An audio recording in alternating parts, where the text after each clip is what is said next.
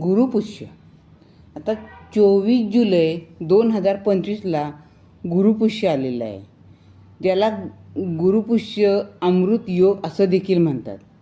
हा एक म्हणजे शुभ काळ असतो, शुभ पर्व असतं.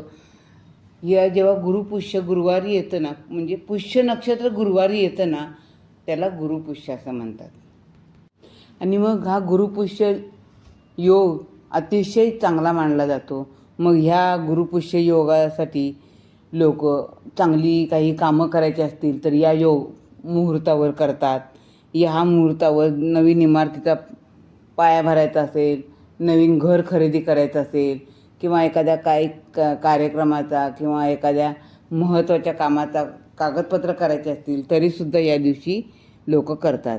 मंत्र तंत्र शिकणं किंवा तुमच्या वडीलधाऱ्यांकडून, गुरुकडून किंवा एखाद्या विद्वान व्यक्तींकडून जर आपल्याला काही शिकायचं असेल तरीसुद्धा ज्ञान संपादन करण्यासाठी गुरुपुष्य हे अतिशय चांगलं असतं.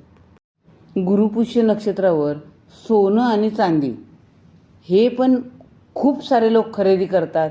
कारण असं म्हणणं असतं की गुरुपुष्य नक्षत्रावर खरेदी केलेलं धन आपलं अखंड वाढत राहतं. म्हणून गुरुपुष्य या दिवशी सोनं चांदी लोक खरेदी करतात, नवीन गाडी खरेदी करतात. एखाद्या नवीन घरात प्रवेश करायचा असला तरी गुरुपुष्य नक्षत्र हा मुहूर्त सगळ्यात चांगला मानला जातो. हे गुरुपुष्य 24 जुलैला 4:43 सुरू होतं आहे आणि 25 तारखेला सकाळी 5:58 संपते.